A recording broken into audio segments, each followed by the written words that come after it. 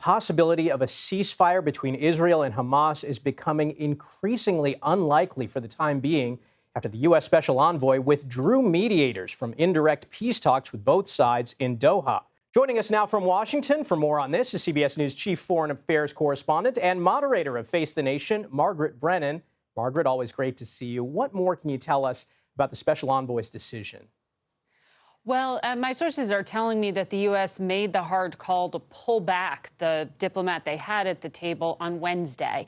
We heard about it Thursday when the special envoy went public with a statement saying that Hamas was not making the kind of compromise needed to move forward with the U.S. brokered proposal here.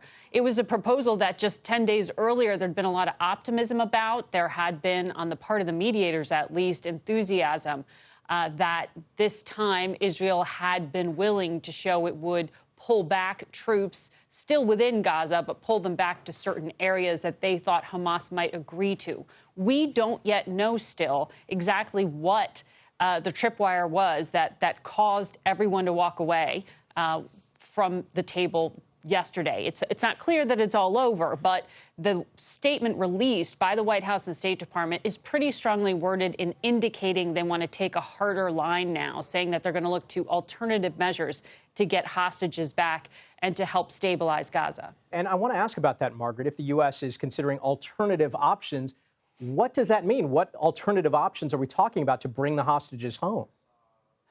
Well, at this point, I don't have reason to believe that it would involve any kind of U.S. military direct force or that the U.S. is even considering the kind of aid provision that the Biden administration tried to do with that ill-fated pier. If you remember, they tried to float off the coast of Gaza, or the airdrops that they helped to conduct. But I do know from other governments, including Jordan, they are considering trying to conduct airdrops of food within Gaza. The Kingdom of Jordan has a large Palestinian population there.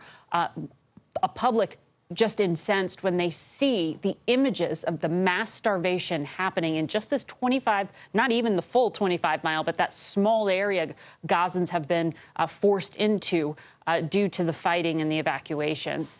What we know at this point is that the Israeli government is not commenting on what they would be willing to do, but indicating they're also looking at alternatives to get back what we know are about 20 living hostages. All right, Margaret Brennan, thanks for joining us.